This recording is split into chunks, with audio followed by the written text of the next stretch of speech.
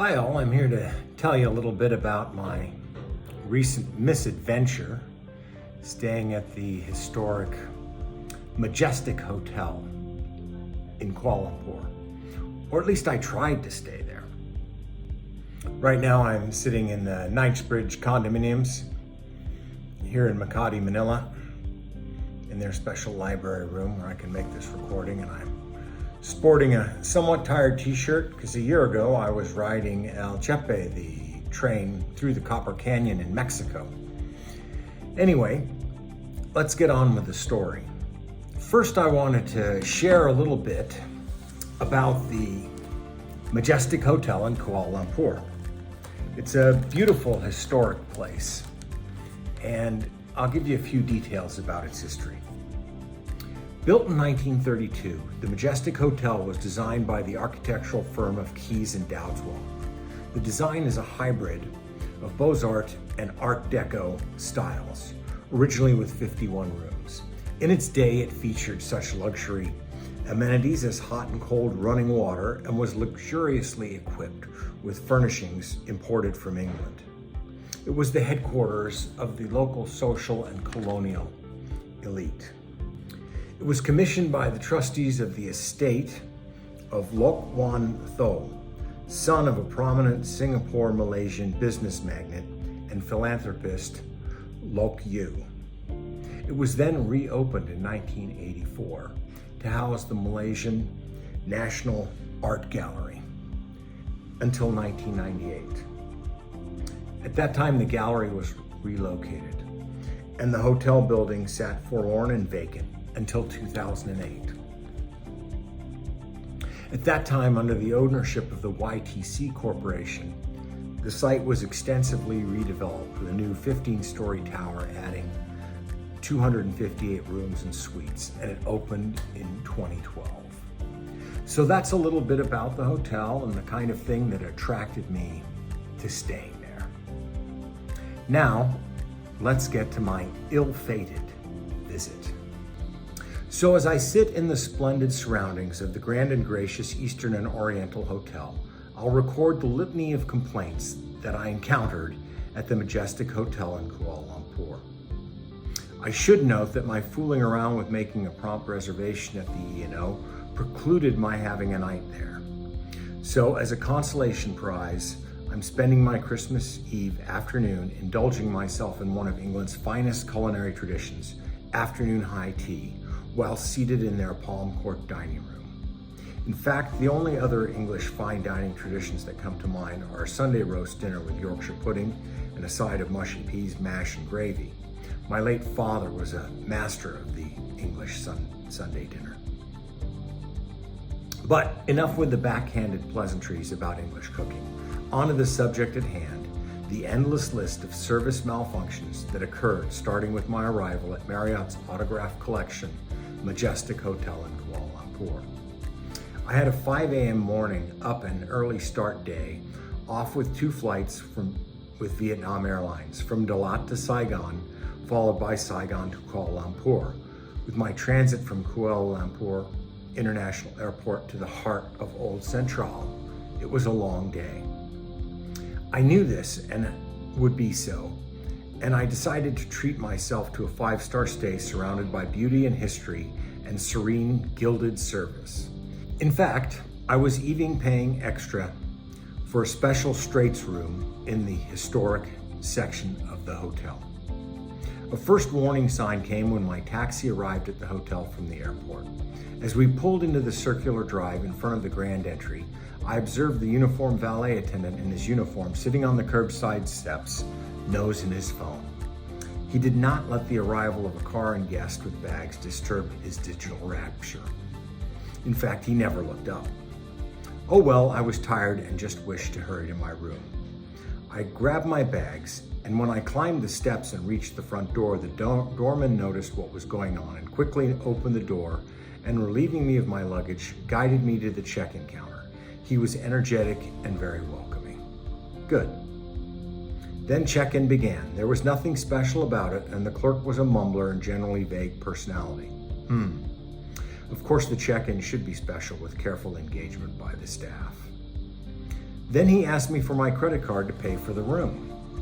Instead, I showed him my receipt for the electronic payment I'd previously made to the hotel directly. No biggie, whatever.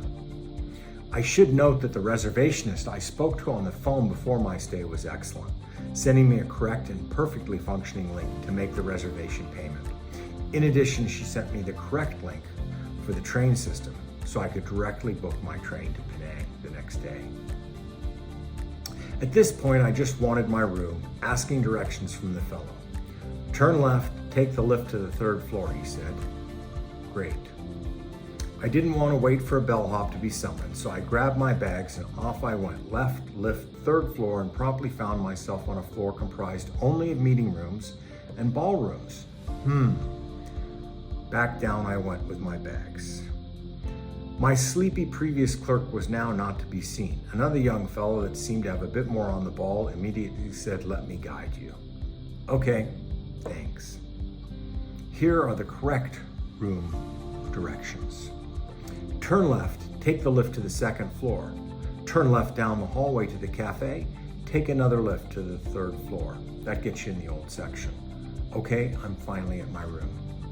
At this point, I took it in. While it was nicely furnished with a large bathroom and tub, it certainly wasn't special. The 2 windows in the bedroom had the curtains closed. I opened them. There's a brick wall 3 feet away. The only real window was in the bathroom by the tub. Further, it was on the small side. The room, that is. I would describe it as adequate, disappointing, and not special. Harumph. I was tired and hungry and now moving slowly towards exasperation. I knew I didn't like it, but I just wanted to sit down and relax. I decamped to the cafe after dropping my bags and thought I'll have an $8 latte as I contemplate what to do. I was frazzled and didn't want to go back to the front desk yet again in that state. I found a comfortable sofa seat in the cafe and sat down. It was middling busy, maybe a quarter to a third occupied. After 5 minutes with no staff approaching me and observing them dithering around on the far side of the place, I gave up and left. Still tired and hungry and with mood unimproved. I went back to the front desk to seek out the fellow who had just helped me, advised him politely that I was disappointed with my room. I'd looked at the modern tower rooms online in the meantime on their website, and they seemed nicer with real windows and natural light. His reaction when I told him I was disappointed was to laugh. Now I know in some cases in Asian culture this will be a reaction to uncomfortable circumstances, though it doesn't really go over well with Western sensibilities. Maybe they regularly got complaints like mine about the strange room. I don't know. In any case, up to the tower we go. Fine, the room was good. Now I knew that the room he was showing me was about 15% less than the one I paid for, as I verified the room type with this young fellow, and I'd been all over their hotel website when planning my reservation. I said I'll take it and please credit the price difference back to my card. "Oh sure," he said, "this is the same price class room," was his reply. I told him no, it's less expensive. He continued to dispute this and I advised him to check his hotel's own website. Nothing. So I clarified that I wasn't happy with my room, they were moving me to a less expensive room, yet would not refund the difference. "Yes, sir." Okay. Could they have my bags brought to me? Yes, please. I didn't want to schlep back and forth across the big hotel. The sharp doorman I'd met earlier showed up shortly and I tipped him and he dropped my bags. This guy was older and polished. I would speculate he's been there a long time as a long-time employee. He sensed all was not well and offered to summon a manager. I thanked him but declined because at this point I was entirely fed up and felt confident that a discussion with this manager at this moment would result in an explosion and my being summarily ejected from the premise. I decided to go for a bit of a walk outside to stretch my plain day legs and calm down. This I did. Upon my return about 40 minutes later, I did ask to see a manager. I first looked up an alternative hotel nearby on booking.com as a backup. He came out and I recited my litany of complaints up to this point and said again, and all politely, I wasn't happy at all and was letting him know this and that I would as soon check out immediately with a refund. To his credit, he handled things properly, asked for a couple of minutes, and apologized over the series of snafus so far. I said okay, because I did want things to work out. I still did want to stay.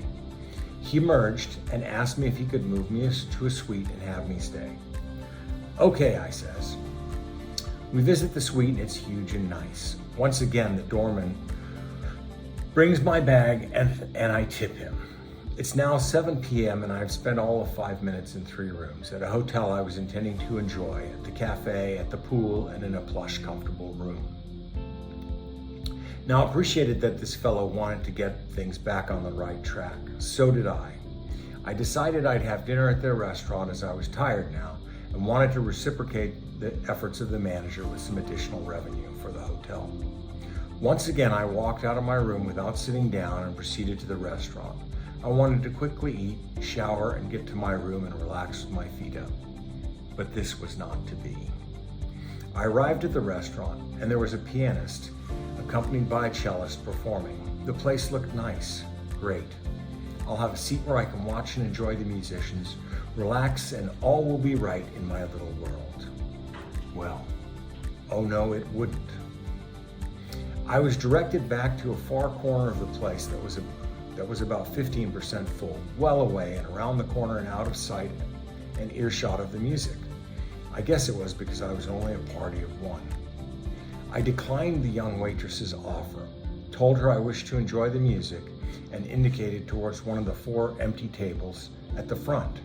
Now, mind you, it's well after 7 p.m. on a Tuesday. No dinner rush is coming. She denied me. This I could not believe, and I asked her again if she was joking, as the place was nearly empty. Well, she'll have to ask. Unbelievable. I told her to just forget it. I decamped to the Billiards Library and Bar area instead. It's a neat little place, off in a separate building, down a covered outdoor hallway. I asked whether I could order food there and was told yes. I slumped down into a comfortable chair and ordered a Caesar salad with salmon, feeling entirely defeated and disappointed, with a side dish of simmering anger. The salad arrived and was placed on the table. I asked for salt and pepper and waited. The waiter returned, but without the salt and pepper, but with the bill, which I duly signed. I waited some more and the salt and pepper arrived. At this point it was nearly 8 p.m. and I'd last eaten about 6 hours earlier, the in-flight meal on Vietnam Airlines. I was hungry, so I dug in. After about 3 mouthfuls, my waiter reappeared. This was not in order to ask if I was satisfied with the food, which was really just okay, not great, but to interrupt me with some statements about a deposit. I don't understand, I said. He then managed to explain that I didn't have a deposit on file with the hotel and I would need to settle my salad bill in cash or card now while I was trying to eat.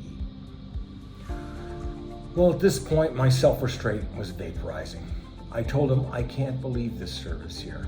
I stood up, told him he could keep my salad, and marched to my room and grabbed my still unpacked bags. I went downstairs to the front desk and told them I'd be checking out immediately, and I wanted documentation showing my bill was being fully refunded. I received instead a copy of my invoice and was advised that the accounting department was closed and nothing could be done until tomorrow. Fantastic. I told the fellow I wanted a statement and signature regarding the refund on the invoice, and he prepared to sign it. Now, knowing the limits of authority of employees in Asia, I wasn't confident about that. So I told him no, I need the manager to sign it. Okay, off he went and emerged with the invoice with one first name affixed. Please get the manager out here again, I said. Really, he replied. Yes, really.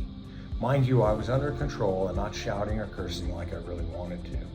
I said, let's just get this done so I can leave. The manager now emerged again from his hiding place in a back office and wrote full refund. I then had to prompt him to add his last name and title, as the last thing I wanted was to later spend my time fighting Marriott Corp over this charge. This done, I then emphatically expressed my total dismay to the manager. I finally made my escape in a grab car to a nearby, very modest, Indian-run 2-star hotel. Check-in was swift, friendly, and helpful, with a sincere entreaty to call the front desk if I had any needs or concerns. I grabbed some garbage snacks from the next door 7-Eleven for dinner and showered and collapsed, happy in my humble room. The service practices at the Majestic were among the worst I've ever experienced in decades of travel. And all the other nightmares were at 1 or 2-star establishments that promised little more than a bed. I was so looking forward to my stay, and the place is a really beautiful hotel. The suite I left was the largest room I'd ever been issued or paid for, but I couldn't wait to leave. It was such a tremendous disappointment, as a historic structure run by Marriott as part of their autograph collection. It really promises excellence. When I compare it to the phenomenal levels of service excellence I experienced at the historic Sofitel Legend Metropole in Hanoi, I might as well have stayed in a Motel 6, except the service there is usually fine. Thanks for watching this video about my crazy experience at the Majestic Hotel in Kuala Lumpur. Please watch these 2 videos for useful insights on other hotel stays. Happy wandering!